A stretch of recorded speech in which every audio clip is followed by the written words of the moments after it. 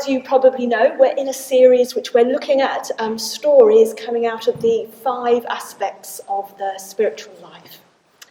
And actually we're coming towards the end of that series. It's the penultimate tonight. So I'm going to tell a very famous and fantastic Buddhist story tonight, which kind of illustrates all aspects of the path, though I'm going to particularly focus in, I think, on one aspect, which is receptivity. And then next week, me and Bodhinaga are going to talk around receptivity. And then we've got a new theme starting, so that's quite exciting. Ooh. But I'm not going to say what it is. You have to come and find out. Okay, so...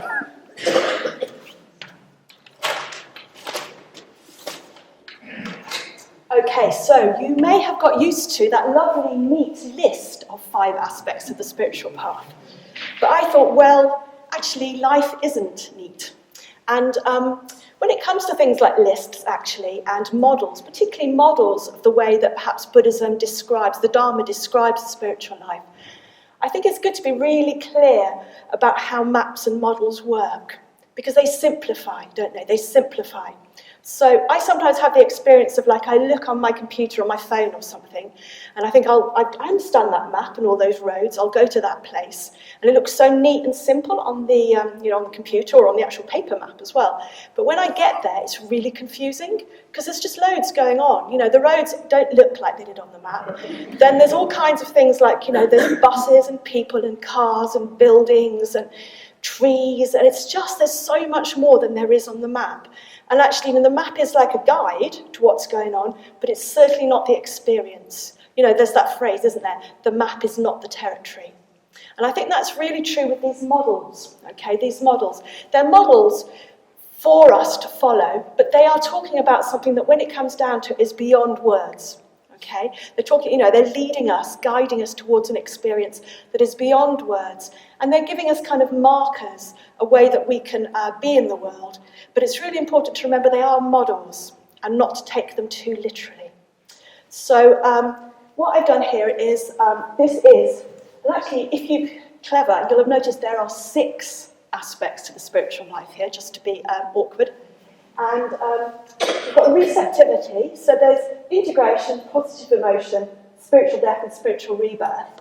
Oh, if I'd been clever, I'd have done a test, wouldn't I? I'd kind of tested everybody first to see if they got the stages. But anyway, hopefully you've heard loads about these stages, you know what we're talking about, particularly integration, positive emotion, spiritual death, spiritual rebirth, and receptivity, which I'm talking about more today.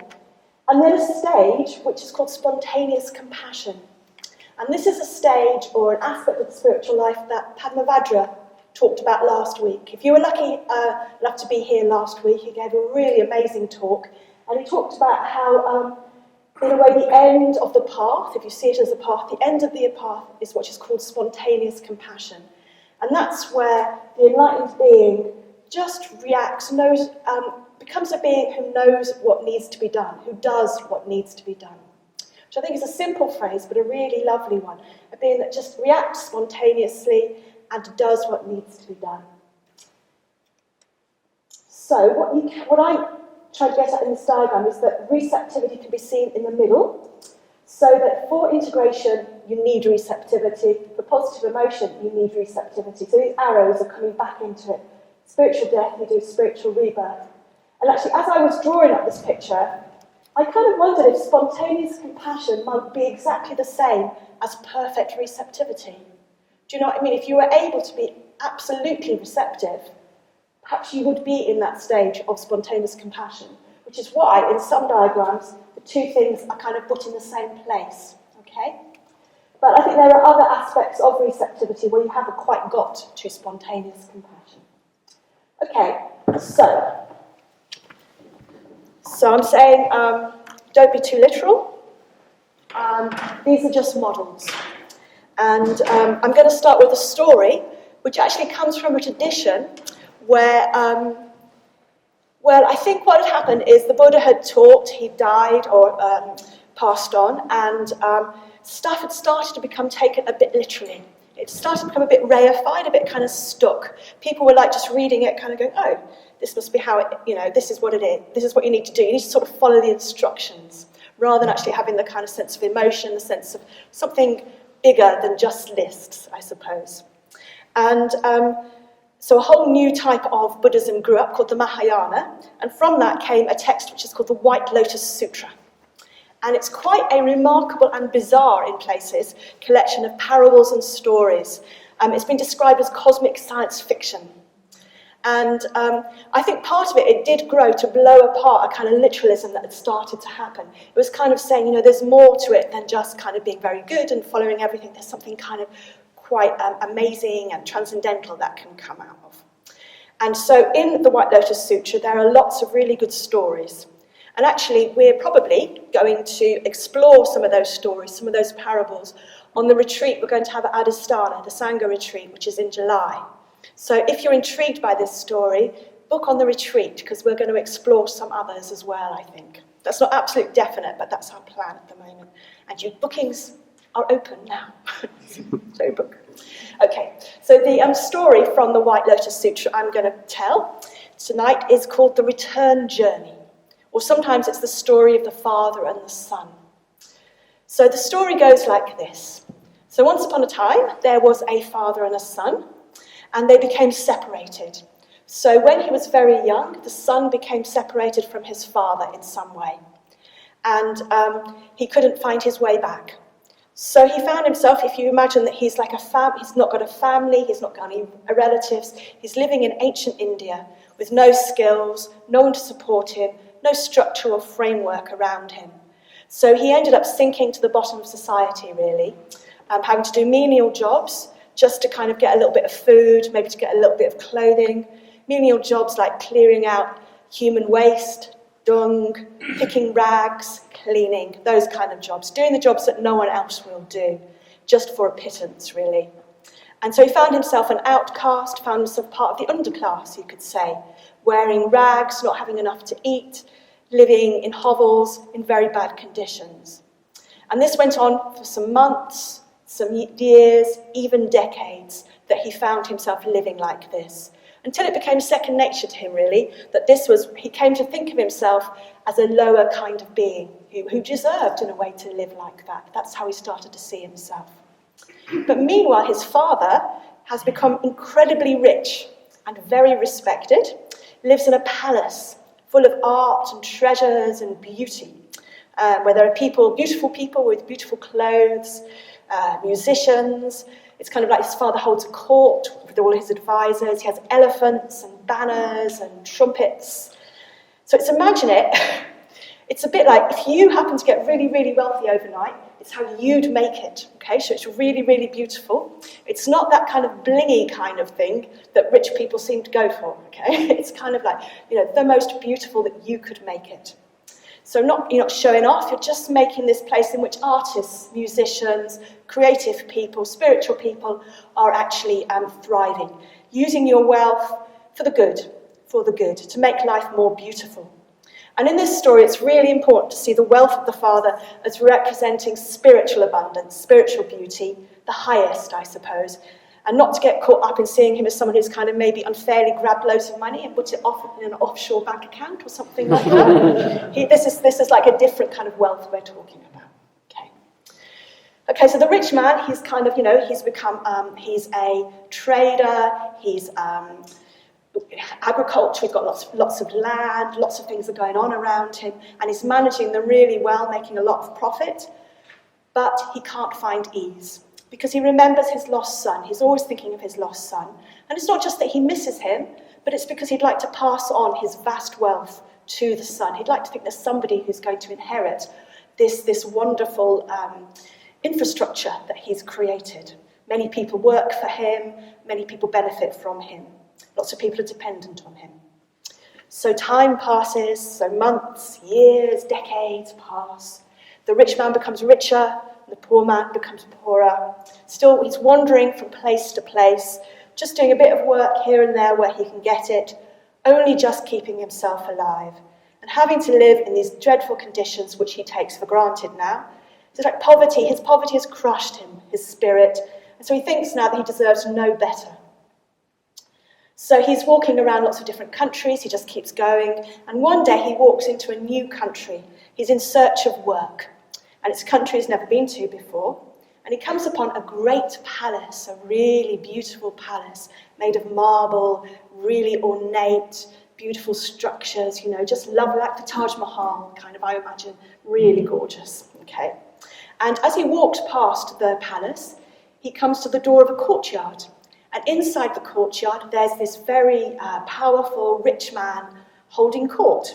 He's sitting on a throne, a luxurious throne. He's covered with a beautiful canopy, surrounded by people, musicians, advisors, people asking his opinion, his employees, his servants, lots and lots of lovely, the kind of aristocrats in all their beautiful clothes, this really beautiful, wealthy surrounding. And it's a delightful scene. And the rich man is running hundreds and thousands of gold coins through his fingers, as if it was water, just like the coins are just running through his fingers. And of course, it's the poor man's father. But the poor man doesn't recognise him. He doesn't realise it's his father. In fact, when he sees him, he thinks, oh no, this must be a really powerful king. I'm really in the wrong place. He gets really scared, actually really terrified that this is the wrong place for him. And he thinks, I must leave, I must get out of here. So it might be a bit like, say you'd been, digging in the garden all day or something like that, and then you're covered in mud and really sweaty, and you find yourself at the Queen's garden party. Or you've been backpacking for days and you haven't had a shower and you're really disgusting, and you find yourself on the red carpet at the Oscars. It's just like you just think, I really want to get out of here. So he runs off, the poor man runs off. But the rich man has seen him and has recognised him. And as the poor man leaves, running off, the rich man thinks, oh no, my son, who I've wanted to, yearned for so many years, is leaving. And he calls two of his servants to run after him and bring him back. So I think it turns into a bit of a kind of comedy scene here, but it's a bit like, so the servants run after the poor guy, and the poor guy goes, oh my God, they're going to try and capture me and put me in prison or something like that, and runs even faster. And then I kind of imagine these servants throwing him to the ground, kind of rugby tackling him and getting to the ground. And then the poor man just faints in terror. He's terrified of what might be going to happen to him. So the father realises this isn't a good approach and calls the servants off and lets the poor man go. But somebody follows the poor man and sees where he goes to stay. He goes to stay in a hovel. And what the rich man decides to do is he sends two of his servants, and he chooses the most kind of unbeautiful of his servants. So they're described as being of doleful and undignified appearance, one-eyed and squat. And he sends them after this poor man, and they offer the poor man a job. And it's a job shifting piles of dirt from the outhouses. So basically, it's shoveling shit, human waste. That's what the job is. But they offer him double wages. So to the poor man, that's fantastic. Double wages, doing a job that he knows how to do. So he's really pleased. So it's like he's really been offered something that's close to what he's used to, and a reward that he can relate to. Double wages, enough to buy him proper food and maybe even a new bit of clothing, something like that. If he'd been offered, if the rich man had said to him, oh, why don't you come and be a prince in my household? Well, the poor man would not have been able to relate to that. He'd have probably run away from that. So the poor man works away with these two servants, cleaning out these big piles of waste, cleaning houses, doing the filthiest jobs around. And he does this for a long, long time. He does it for 20 years. Okay, he just keeps cleaning out for 20 years.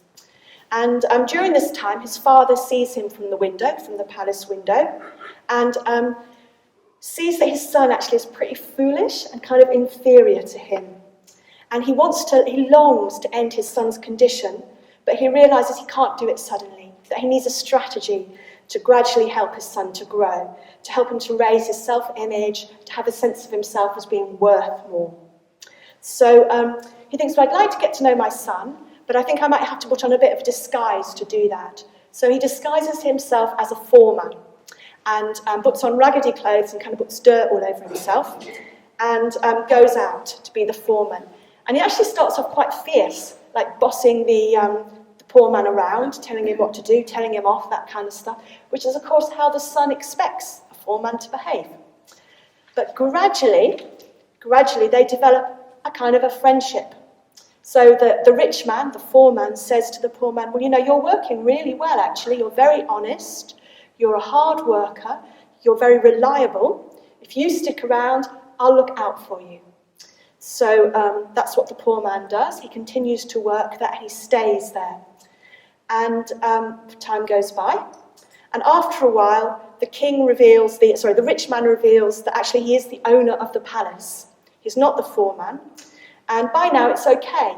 The poor man can take that in. He can still relate. He's built up enough of a relationship to the rich man that he doesn't freak out. He kind of goes, oh, that's okay. I know you as a human now, as a person, so we can relate to each other. So that's okay. And the rich man says, well, you feel like you've become like a son to me, actually. You've become like a son. Our relationship is that I've grown to really love you, actually, and gives him a new name. So the poor man gradually takes on more responsibility, and he goes in and out of the palace now. So he thinks of himself as a pretty low hireling who goes at home every night to his hovel and thinks low thoughts, whatever they are. But anyway, he thinks low thoughts in his hovel, but every day he does go into the palace. So it's like he's going in and out of the palace. And he gets used to the wonder, the beauty of the palace. So years go by. So he grows a lot. He's really getting used to being around these people. And the rich man makes the poor man his steward or his manager. And what that means is that the poor man will now handle all the money, handle all the negotiations, be in charge of the treasure, this huge richness that the rich man has. And he's an important person now, the poor man. He's a steward, manager. He's on an equal level with many other people now. And he does that really well. He's very responsible, very reliable, very trustworthy. So after some time, when it comes to the rich man is dying, he's very old now, and he calls together all his advisors and his servants, everybody around him, to a great feast. And at the great feast, he makes an announcement. He says, this steward is my son. He's my real son. We lost touch with each other at this particular place, at such and such a place. He gives all the details. When he was very, very young, I lost him. But he's most definitely my son and my heir, so that all this wealth and all this abundance is his. When I die, this will all be his. And the son is completely surprised, actually. He has not guessed at all that this would happen. And he's delighted to find his father, but he's also, obviously, very delighted to inherit all this wealth and richness. But interestingly, what he says is, wow, all this has come to me without me earning it at all. It's like I haven't tried for it at all. It's as if it's just happened to me. Like he forgets all those years and years and years of work that he's put in to get in a position where he can inherit this, all this wealth, this abundance, this richness. Okay, so that's the story. So, what does the story tell us? Well, I suppose you can see the father as being the Buddha, or the principle of the enlightened mind, the principle of awakening in the world. It's what you might call a higher self, perhaps. It's something that's trying to move the sun forward, whether it's in us or whether it's external to us. In a way, it doesn't even matter because the sun's just not in touch with it, actually. He's lost touch with that part of himself. And of course, the sun is us, the spiritual practitioner, the person trying to grow. And this is a description of the spiritual life. So you could say the poor man has become alienated from his nature, his true nature or his real nature. He's lived in poverty so long that he's become full of the habits of poor people, of people who have to live in terrible conditions. And I think, again, this is not kind of criticising people who are poor. This is just kind of using that as a metaphor for a kind of way of life which is poor in spiritual wealth. So you could say that perhaps from the Buddha's point of view, we're like that. It's like we have habits, ways of seeing the world that don't become us. They're below us. They demean us. So from a Buddha's point of view, we are living in poverty. And like that poor man, when we come across our potential, our spiritual potential, we can be terrified. It can feel very scary, actually, very horrible. And I've had definitely people who've come along, say, to the Buddhist Centre for a bit, and they kind of go, after a while, they tell me they might not come again for a bit, and they say, well, I really believe, I can see that the Dharma works, but it's too much. It's just too much for me. It's like it means too much change, or it's too undermining, or I just realise that even though I can see, sometimes it's hard for people to articulate, actually. I can see that it works, but I can't do it.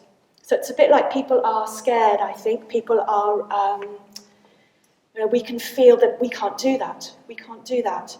And I definitely relate to that in terms of a kind of people speaking positively, like a positive, kind attitude. I still get it sometimes, actually, and I've been doing it for years. There'll be times when people are doing like kind of, speaking very positively.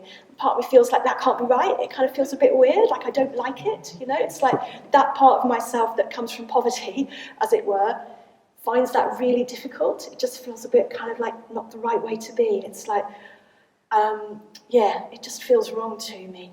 So I think because we have come from a place perhaps of, or different types of spiritual ethical poverty, what is beautiful can seem ugly to us, actually. We don't see it yet, we don't realise, and it can be very scary.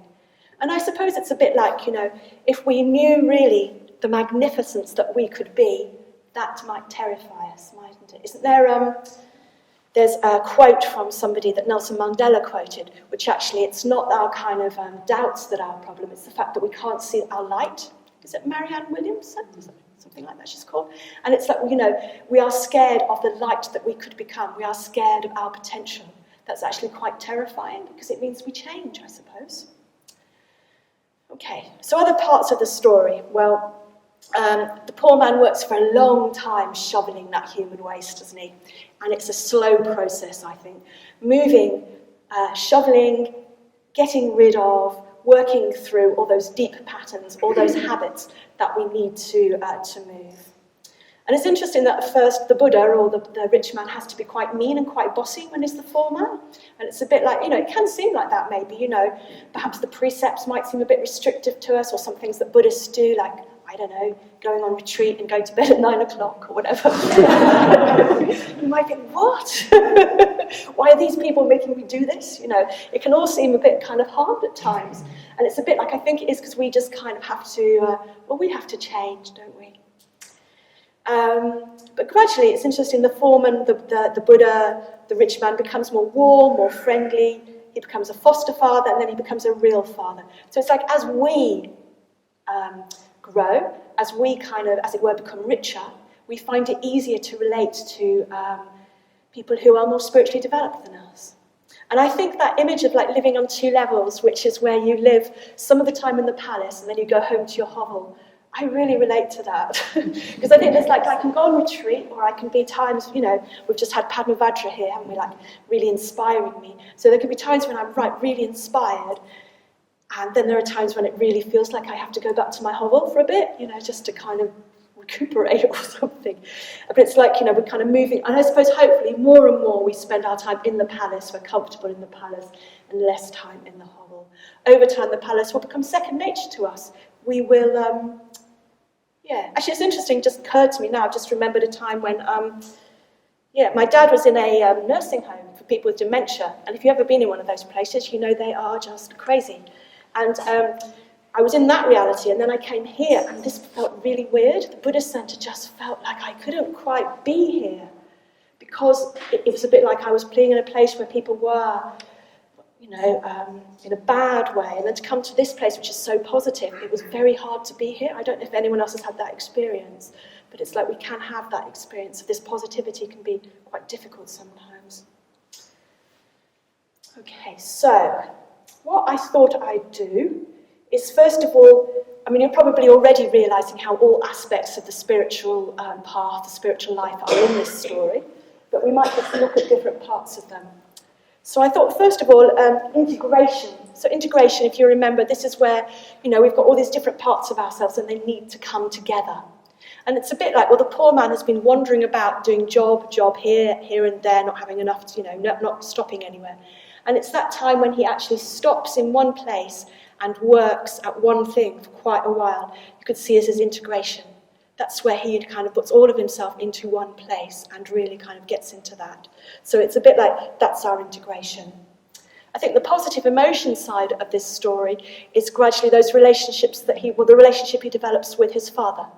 So he gradually becomes more emotionally positive. He gradually becomes happier around the wealth and the positivity, and he can relate to his father.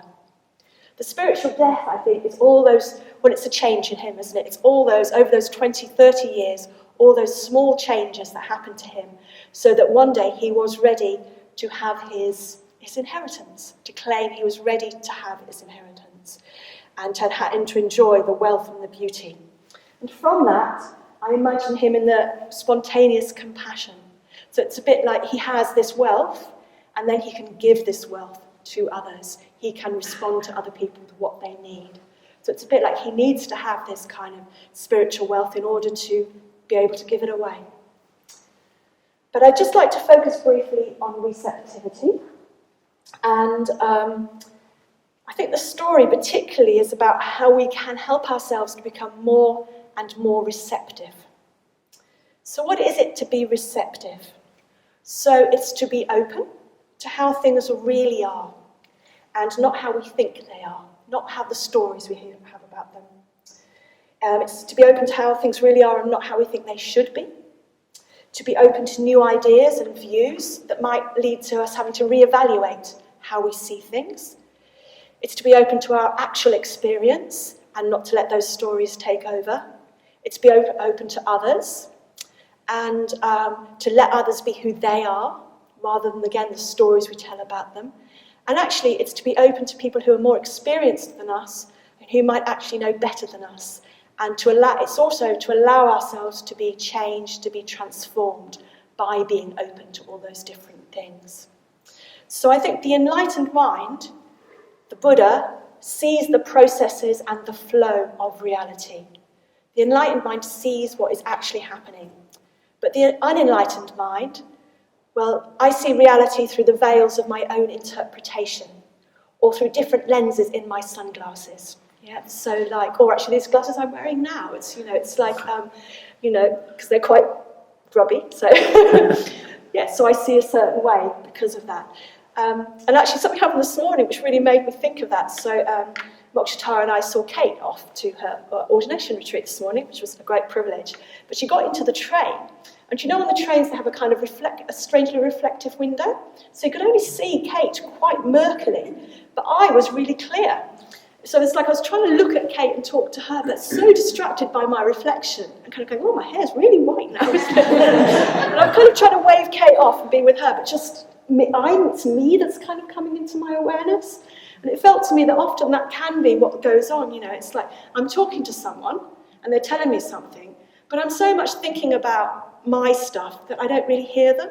Or I'm walking down the street and it's beautiful and everything, spring, but I don't see it because I'm in the way. My reflection is in the way, So it's a bit like, that's a kind of very gross way that happens when we're so self-obsessed that all we see is ourselves. But it can happen. It happens in all sorts of other ways as well. I mean, I suppose, basically what happens is there isn't like there's somebody in here and there's a world out there. What's happening is there's a co-arising of my experience.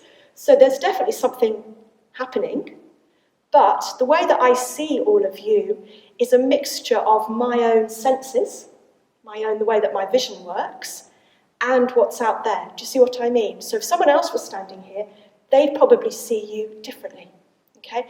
And absolutely, definitely, if a dog or a cat was here, they'd completely see you differently. Do you see what I mean? So what I'm trying to get at is that even our perception, our senses, our visual perception, all our senses, they are a kind of, it's not like there's something really going on. Do you see what I mean? What's really going on is the process of perception. So, where I got to with that? Yes, so I suppose what I'm trying to say is that, and quite often, how I will see the world will be through the veil or the lenses of greed, hatred, and ignorance. Yeah, that's how I'll be seeing the world. I'll be trying to get everything that I like to me and push away everything I don't like, and lots of things I don't understand as well. And I'll try to create a world which is permanent, and in which kind of like what I want to happen happens, basically. So we are. What is going on is basically always seen through something else. Unless I think you're enlightened, in which case you see those processes happening. I also think there are times, it's really important that there are times when I lose that strong sense of self, when I'm relaxed and happy. Like if I'm having a really nice conversation with a friend, I'm relaxed, I will have a much looser sense of self. If I've gone for a lovely walk, it's a beautiful day, I'm looking at a view, sometimes I'll have my sense of self will be much less strong. And I think it's really important to notice those times, because they're just part of everyday life, but they are giving us that experience of what it is to be not so much seeing the world through our own lenses. Okay, so why do we do that? Why do we sort of see the world through our lenses? Well, a few ideas. I suppose, first of all, I think, being alive is an actual miracle, isn't it? It's a miracle that we have these sensory systems and we kind of go about our business and, there's the blossom is starting and it's just miraculous, and it's miraculous that I find it miraculous. Do you know what I mean? It's just this extraordinary thing. And as you know, if you look up at the night sky and you think, so many stars, so many planets, so many worlds, and yet here I am, how miraculous. And life can be very enjoyable as well. There can be a lot of pleasure in life.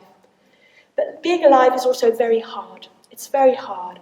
We're impermanent and we're fragile. And not only do we die and people that we love die, but also, embarrassing things happen. We get embarrassing things. We do really stupid things. We feel humiliated. We lose things, things break down in an annoying way. And, life can just be full of what's known as dukkha.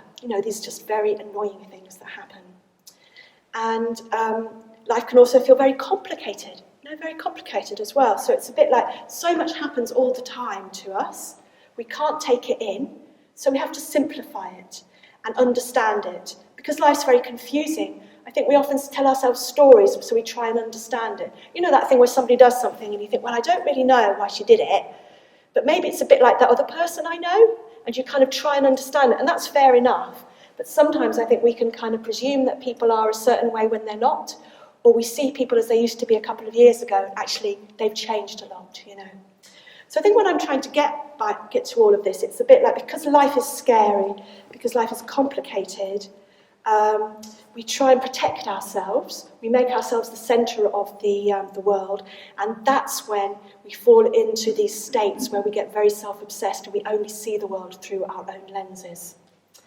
And, that poor man in the story, he got himself into a state where the spiritual beauty of his father was actually threatening to him. He was really terrified of it. He couldn't recognise it. He couldn't be receptive to it. So he couldn't see things as they really are. He couldn't be receptive to it. And he had to spend 20 years shoveling that dirt, moving on a journey of before he could receive his inheritance, before he could be receptive to the beauty. So I suppose our spiritual practice is about gradually unravelling all our unhelpful habits and views and ways of being in the world that are those lenses, the stories that we tell, the stories we learn as children, that we learn from the media, our friends, and through those, starting to see reality as it really is. And I think it needs to be not just a psychological thing we do there. So I think therapy can be really helpful in helping us to see our views, helping us to untangle our habits, and often it's a really important part of our spiritual path.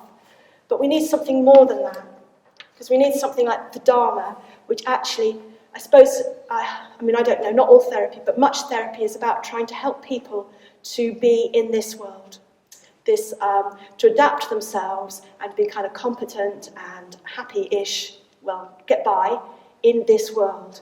And I suppose the Dharma basically says, but this world is mad. Okay, this world is mad. Why would you want to adapt yourself to it? What we're trying to do is actually see through it and see through the greed and the hatred and delusion, not to become part of it. Okay? So I think that's why the Dharma can give us something which goes deeper than a kind of therapeutic untangling of our habits and our views. So I suppose this whole process of letting go is letting go of lots of different stories, letting go of lots of ideas and lots of views. And in that, we are allowing ourselves to experience spiritual death again and again, so that what can arise in its place is some kind of spiritual rebirth. So what do we do to become more receptive? Well, I think it is a long process. I think the first thing we need to do actually is, do some things that help us move out of that bit of thinking that what is beautiful, what is ugly is beautiful. So there's another story, a little story that I find really helpful here, which is the story of the fish basket. So you might have heard this before, but basically there's a woman, and every week she goes to market and she catches fish and she takes them in her basket, she takes them to the market and she sells them. And one week the market goes on a bit late, so it's dark and she doesn't want to walk home on her own. So she says to her friend, the florist, would it be okay if I stayed with you tonight? The florist says, yeah, of course you can stay. Trouble is, all my bedrooms are full of my extended family, but you can stay in my shop where the flowers are, if you'd like. You can sleep the night in there. So the fisherwoman goes to sleep in the room, and in the morning, the florist comes down, and she finds the fisherwoman with her head in her fish basket. Okay, she's gone to sleep with her head in the fish basket. And the florist says, oh, why did you do that, my dear?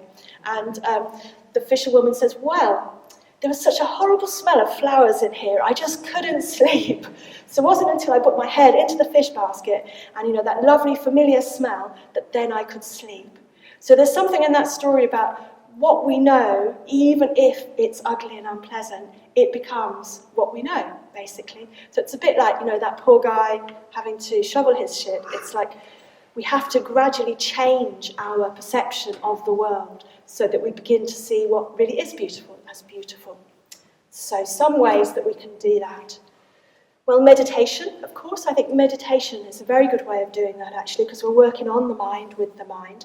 And particularly the just sitting practice, which we often do at the end of metta or mindfulness here. So often when we've done a meditation, we'll say, oh, now we'll just have just a couple of minutes of just sitting. And that practice can be done as a full practice in its own. People will do a just sitting meditation for 30 or 40 minutes. And just sitting is what it says. It's just sitting with your experience.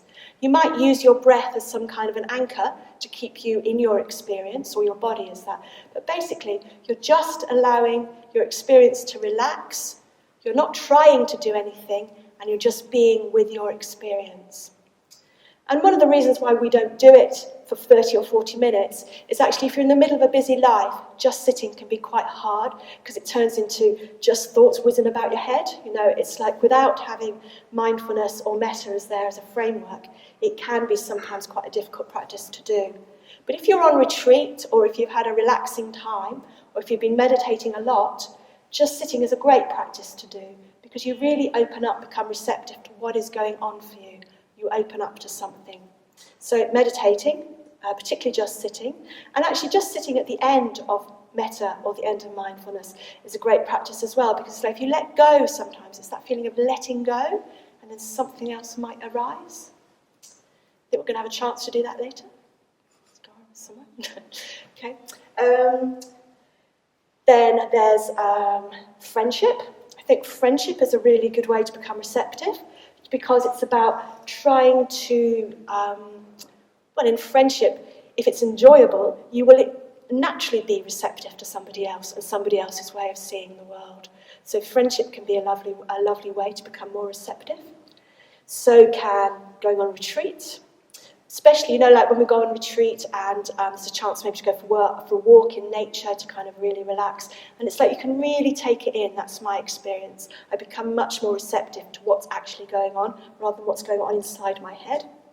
Studying the Dharma, devotional practice like ritual and puja, they're all ways of becoming more receptive. And isn't it interesting that whatever we give a talk on, It's always that list that we say of things that you could do. Anyway, okay, but the one I really want to mention actually today is how we can use ethical principles as a framework or a guide to how we can become more receptive. And I don't think they're normally thought of as being something that encourages receptivity, but I think they can really help us to become receptive. And I think it's interesting that in the story of the poor man, he gradually becomes more reliable. He's seen as being an honest, reliable, good worker. Him becoming more ethical, it's actually part of his development. So here are the 4 principles behind our ethical precepts. And I'm just very briefly going to say a little bit about each one and how they might help us. So I think, for receptivity to what's really going on, for us to help to see, clean the lens that's dirtying or getting in the way of our experience, of course, awareness or mindfulness is really vital. Because firstly, it stops us from being distracted. If we're distracted, we don't really know what's going on, do we? Because our attention's on the distraction. We don't know what's happening, what's really going on for us or for others. And secondly, I think there's a whole part of mindfulness of awareness where we very gently become aware of what's really going on. So you know that, you might say to yourself, oh God, I'm so anxious about something. You tell yourself the story. But if you can just settle down and become aware of what your actual physical sensations are, and look at them and notice, are they changing, are they staying the same? It's a bit like we can start to have a different experience of that story of I'm very anxious. That's just an example. It's like, mindfulness is a great tool for that.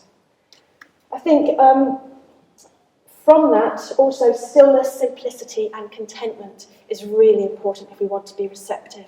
Because my experience of receptivity is it tends to come to me when I'm not craving after loads of stuff, when I'm not doing too much stuff. It's when life is simple, like on retreat, on holiday, a day off, those kind of things, is when I can actually really become more receptive. And truthfulness is really important, practicing the precept of truthfulness, because it's about becoming truthful about what is really going on for ourselves and others.